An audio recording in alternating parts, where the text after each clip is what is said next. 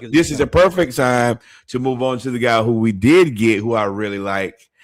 And now that I've looked at it more, he reminds me of a guy who is a former Atlanta Hawk that I really love deep down in my heart. We drafted Kingston Flemings at 8. He does have a little bit of the Derrick Rose flash. He's hyper athletic. Relax. He's fast. He's not as tall. He kind of reminds me of a hybrid. As explosive. Right. Derrick Rose is in elite level explosiveness. But if you could take Derrick Rose and you could take DeJounte Murray and put them together, this is what I think you got. In hindsight, Kingston Flemings is the most Hawksy pick that we could have got. 1,000%. Oh, y'all are true. First off, I disagree about Derrick Rose and DeJounte. That would be an unstoppable force if you give Derrick Rose DeJounte's everything. Pause if necessary. I mean, like clearly he don't got the Derrick Rose size. He's 6'3", 180, which is the exact same. Oh, excuse me. I told you Derrick Rose. Wasn't Derrick Rose like 6'4", 6"? I guess. But Derrick Rose was to me a little bit more solid, stronger. Yeah. Mm-hmm. But Kingston Fleming, 6'3", and he's about 180 pounds, which is good. I assume that in the next 3 or 4 years, he puts on maybe about 10 pounds, 6'3", 190, tough at the point of attack. I think that he could play well with basically all of the guards except for maybe CJ. So I feel very comfortable with Kingston and Dyson, Kingston and Nickeil Alexander-Walker. God forbid we stick all 3 of them out there together and just let them pester people. Great attitude, like the best attitude of all of the players. Out of all of the guards, he's by far got the most athletic ability. Good from the mid-range. This is the Ansi Saleh pick. This is the best version of us trying to run it back with DeJounte without getting DeJounte. He's definitely bigger than I thought he was. Positive necessary. He's 6'3", 6'2", not 2.75, 6'3". No shoes. He's 6'2.5", no shoes. He's 6'4" with shoes, somewhere in there. So I get when you were trying to say I was giving you a hard time, but I get when you were talking about Derrick Rose. He's Derrick Rose's height. Dyson is terrible. He should be in Shanghai. If I had my say, he is. We disagree there, but go ask New Orleans Pelicans about all the time they had with and without him. But Kingston, Derrick Rose is only 6'3". Yeah, and that's do Derrick Rose combine measurements. And 6'3", 200. You add 20 pounds, it's a different body. Pause. Guys, but yeah. So Kingston, he's very good in the mid range, which is what you need. What Auntie was saying that I didn't really pay attention to until he said it, and I went back and looked. A lot of his buckets come from like CJ. Don't need a screen. You can break a player down, get to your mid range. He's actually pretty explosive, getting to the rim.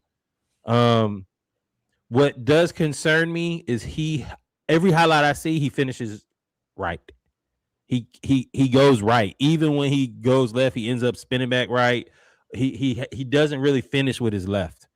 And in the NBA, the margin for error is very small. So I need him to develop his left. He has very good awareness of being a passer. His defense is what you want. I will never go against Houston guards when it comes to defense. You will always have the benefit of the doubt. And when you play that 3-guard lineup of him, Nickeil Alexander-Walker, and Dyson, you now replace Dyson as the ball handler with Kingston, and now you allow Dyson to kind of change his role where he doesn't necessarily have to spot up unless he gets better, and you can have him as a slasher to the basket, cutter, or somebody that could part or the dunker spot. Pick and roll.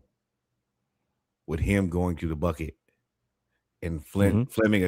Flemmings attacking the bucket with like a runner. So once With Nikhil Alexander Walker on the wing. Yeah. exactly, and And Jalen Asa or and somebody in the dunker spot. You're right. I mean, it's there.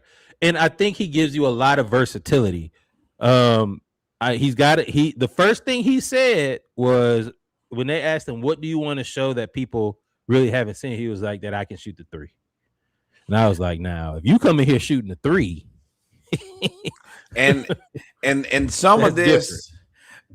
like we can only see so much, and there are the things that I think that were very clear to me was intangibles in both of these picks, people who they liked. Also, Kelvin Sampson's an old black man. He coached like an old black man, and for you to be a freshman, they don't have freshmen who come in and play, and you don't have a freshman come in and run point. That's high pressure situation in a place where a guy coaches tough, and their spacing wasn't great this year because they play very old school basketball. Boy, like you could take the 3-point line away basketball. Correct. So I think that kind of stunted his ability to show off how good of a guard he really could be. In Atlanta, it's not going to be that. You have plenty of spacing, and you're going to have plenty of ways. You have way more opportunity to attack defenders and not have people be in your way. And I think that opens up things for him in a manner that I think Onsi kind of knew. Like, this kid probably is a little bit more dangerous than people have seen because of where he plays and who he plays for. You ain't coming down and pulling no stop, shoot the three with Kelvin Sampson. Kelvin Sampson coached like the guys who coached us. Hey, bring your ass here. Sit next to me because you don't know how to act. And for him to do that, playing with a bunch of legitimate adults, I think that Flemmings has so much opportunity and is once again the best athlete out of all of them. We've been potting together a long time. That was my next point. When I went back and looked at the combine results, that's how I learned about everybody's combine measurements and how they met. Once I got the combine results, both of our picks, and we'll get to the other one, are hyper athletic. I saw, and this is something I need to do better of next year, is being able to sift through the BS reports. There's so many of them. You can't. You never can. And apparently neither can some of the actual insiders. So, but and teams is putting out bullshit too. Now, let's be real. If you got a guy who you want, yeah, and we good for that because we were linked to literally everybody. But for me, I would love to. I can see the vision long term. He is one of the few rookies, based on what we've seen with everyone talking, that he could come in and contribute right away. Like Keaton Wagler, while they can still contribute, they still have a lot of development. The really only thing Kingston Flemings has to develop GMs will flood the zone. You're right. The only thing that Kingston Flemings will have to develop is maybe adding a little bit more weight and probably proving that he can shoot. But his natural ability playing at Houston was on display, and I think he can come in and contribute almost immediately, especially off the bench, and eventually he'll be the starter, and CJ will go into the sunset and all of those things.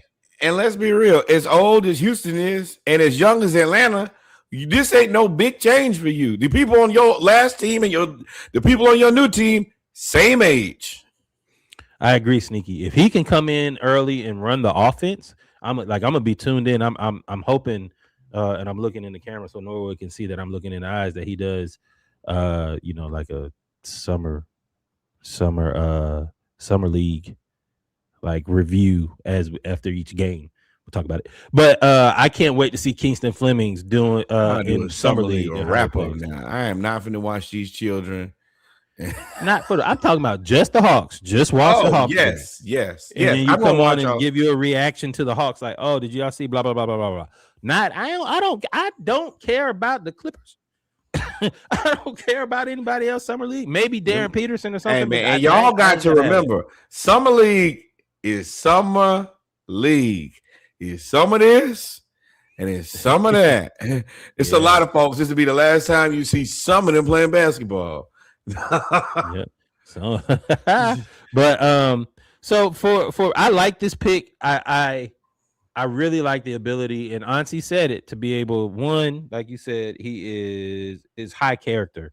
The whole Players Tribune thing, talking about leadership. Kelvin Sampson, of course, went to war about him. Everything you said about him starting and running the offense as a freshman, he looks like somebody that could come and assimilate really, really quickly. And that's the thing that we wanted more. Like, we want guys who are two-way players who are high character. Look at everybody on our team. Onyeka Okongwu, high character, likable guy. Jalen Johnson, high character, likable guy. Reese Shea, high character, likable guy. Nikhil Alexander Walker, tough, been through everything, likable guy. Dyson Daniels, likable guy. Like, they are doing their best to replicate a different version of OKC in Atlanta. This is everything about this says we want to be a very fast-moving, almost like a college tight-knit type of team. Yep. And when we get to 23, that's what we'll see when we talk about that. Then the Hawks drafted Zuby. Now, for me, I hated this pick at first. 6'9" with shoes on. Oh yeah, we both did. 6'9" with shoes on. 6'7.5", no shoes. Listed as a forward center. Yes. We had been talking about the Hawks needing to get size in the paint some kind of way all offseason. I thought 23 would have been packaged with maybe Kuminga or something to move up to be able to get a big. But once I sat back and, we talked about it this morning, and I kind of listened to a lot of the analysts about it. I really listen to Auntie. This pick, he is so hyperactive and hyper athletic. He reminds me of, like, defensively, like a Draymond, Josh Hart type. He's like a Josh Hart type, Draymond mold. He can guard, like he said, the 1 through the 5. He's undersized, but he's solid at 250 pounds. And his like you said, his motor runs hot. So for me, he reminds me of Kenneth Farid on offense. He's hyperactive, hyper athletic, and he's not terrible at everything. He's not bad. He's not great at anything, but he's not terrible at anything either. And the fact that he can apparently shoot better than what everybody else said made me change my mind about this pick, because it's a setup pick for what goes forward in free agency. So, first thing I want y'all to do is make peace with Muhammad Gay. He ain't gonna be here. He ain't gonna pass his way again. He is going to be the casualty of war. Unfortunately, when we got into the situation where Londale was hurt, we tried to have Muhammad Gay play the 5. He just wasn't strong enough. Like, active player, y'all know I love the Sudanese Strangler, but he just did not have enough bricks for it to work. I don't want to believe that, man. I am so high on Muhammad Gay because he's like Zuby, except for instead of 245, he's 220, but he's 6'11". Right. He can shoot. But he don't have the ability to pass like Zuby. He don't have the ability to just kind of bump people off of their spots. He just works really hard. And this is what you're going to get out of Zuby. And the other part is he's up for a contract extension. And he's good enough to go play somewhere. And it's like, all right, well, do we want to give him some money? Or do we just want to rehash with this guy who looks like he's basically the same guy with probably better soft skills? He's going to be able to dribble a little bit better. He's going to be able to put the ball on the floor a little bit better. 7-foot wingspan. Veet situation. Almost. Yes. 245 pounds. He's basically the new developmental player. He's the new project. And if it works out, then at 245, he's just an ox. And his motor runs hot. He was the Big East player of the year. He had a first round grade. I just saw that he was basically a Kungwu. And I was like, bro, we are not gonna, in terms of size, I do not want to go from an undersized center to an undersized center. I understand all of the stuff you just said about 245, but bro, I was like, bro, we need some pause length. This does create, like you said, with Mo, it creates a log jam at the 4 because we have so many. We got Jalen, we have Mo, we have Asa, we now have Zuby, we have I mean, is that it? I feel like I'm missing somebody. But we have. Well, you got. Well, but that's the thing. He's also playing the 4, and you got Corey Kispert. So you got kind of a lot of forwards, a lot of wings. You got, well, really, it's combo bigs, combo wings, and then the overlap is where it gets really tricky. So, for all intents and purposes, if we ever got another real big, which I think is still going to be the focus in free agency, then you basically Okongwu is a combo big. Jalen, I think potentially this season 3. Move him to the 3. He's probably going to be a combo wing because he is better when he plays against people who are smaller than him. And I think that's the preparation. Then you have Asa, who is a combo big. He's a 4-5. You have Zuby, who's a combo big. You have Mo, who's a combo big. And I think out of all of those, unfortunately, Mo just started playing basketball later than everybody else. His contract is so good. I think they'll move Kuminga and try. I would rather move Kuminga and keep Mo, but I understand what you're saying. Philly, y'all like to take our leftovers. Disrespect. Mo, no, it's not. They took Don Barlow and made him into a player. I think that if there's a guy who you're interested in who could be around, who could be around Embiid and make it difficult on people on defense, Muhammad Gay will be at the top of the list of a cheap guy who come in. He ain't no chump. And if Embiid can't move with him, he'll just kind of float around and choke people out if need be. I think he'd be a great addition to Philly. We get a pick? You would want picks or something? No, they're not. They'll wait us out. They know. I mean, we got to make moves anyway. So I don't blame them for cleaning up, but I wouldn't trade for him. I will see what I can get unless you got some, if you got some extra seconds to just laying around, throw them at them. But if not, slow play them. I like the addition of Zuby though. We're clearly, they have a game plan that they want to play. And then they're going to bring in guys who do the exact same thing. So just how Asa Newell is supposed to be great value Jalen Johnson, Zuby is supposed to be great value Onyeka Okongwu. So for any reason, there is not I think Quinn going to set a game plan. And whoever's out there, play the game plan. It ain't like, oh, well, we got 7-foot draw big Adara May. What's the dude name from Michigan? Adar. Yeah. Adimar. But then you have to come up with a whole different game plan for a bunch of young guys.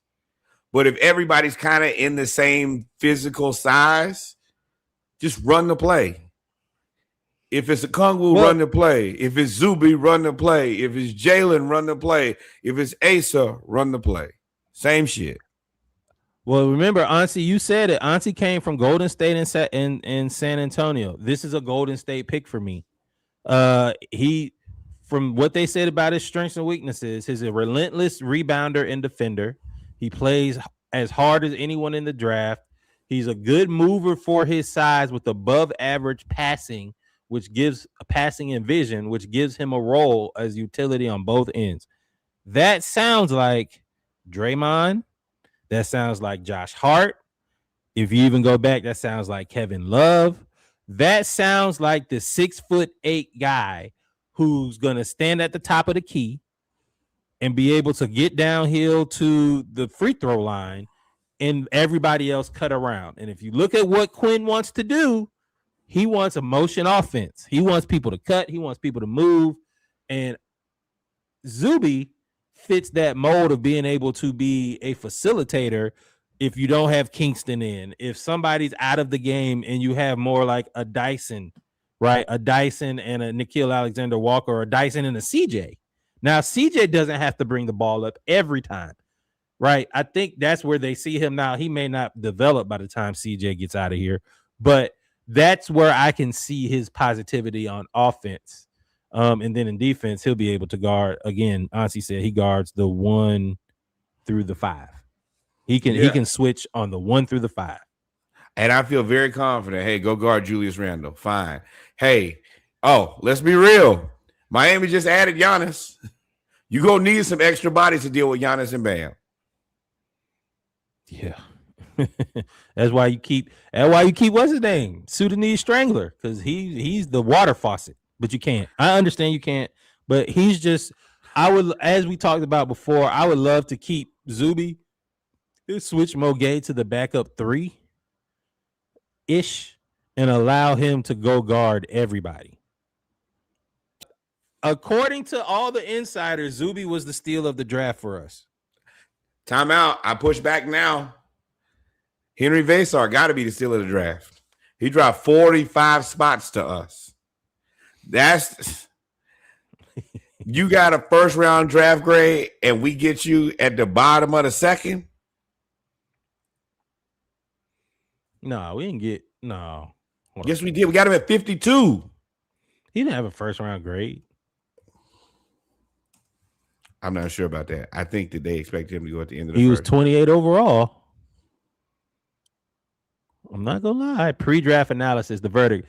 Veesaar's offensive game took off after transferring to North Carolina, where he partnered with Caleb Wilson, and all the success of stretch fives like Luke Cornett and Quentin Post lays a feasible blueprint for him for a late first round pick. You got him at 57. 52. His position rank at 52. His position rank was 2. He was looked at as the second best center in the draft. And like I said, this has got to be the best value of anybody in the draft. He's somewhat stiff-hipped and isn't the most mobile defender or quick on the floor. So I mean, he's Jock Londale. Or he's cheap Mara. Very cheap Mara. Discount Mara. Right. Why would you pay for some of y'all overpaid? Not my problem. Best of luck to y'all. Just be tall. And yeah, you for me. I don't hate this Veesaar pick at all. Not for what you got him at. That's fantastic. He got a 3-point shot. Yeah, he's a shooter. That's the thing. That's what made him very attractive. LA, baby, get down and lay down. And then you boy looking at them highlights, that boy getting excited. I'm confused. I'm confused as hell. I mean, it ain't perfect, but you got a post. I didn't see the post move. I didn't see the 3. He's just slow. He's like Edie. He's slow like Edie. He don't look that lumbering, and he got a turnaround 3. That boy got excited. Yeah. Biggest winners for me. I like what the Spurs did. I like that the Spurs saw a hole at the 4. Pause. And saw that hole, had to plug it. Had to plug it with 2.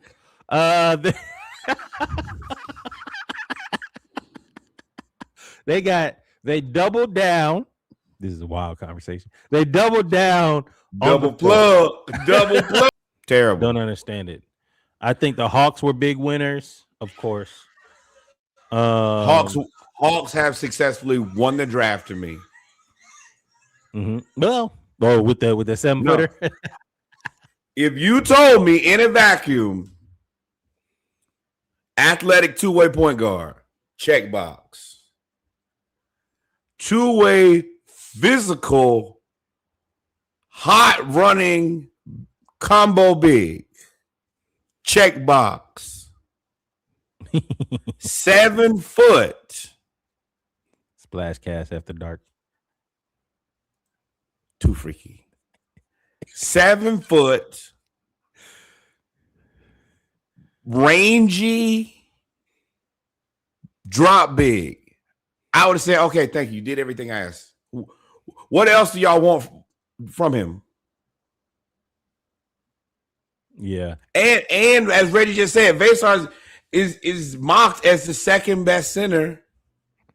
Yeah, in the that NBA, was surprising in the draft. I didn't see that at all. That was surprising. And you got him at the end of the draft. You just in the club to the very end. Are you like, hey man, what you doing after this? I'm reading this right? Position ranked 2, overall ranked 28. That means he was a first round draft pick. And let me tell you, if y'all get to Twitter, they are happy. And this is the thing, this is a pronounced slide. He was supposed to be a top 20 pick, and he slid all the way to 52. You know what happened to the last? You know what happened the last time we had a slide? Jalen Johnson. Wait, hold on. So what they do? Like, follow, subscribe. Thank you, my friend. We here for it.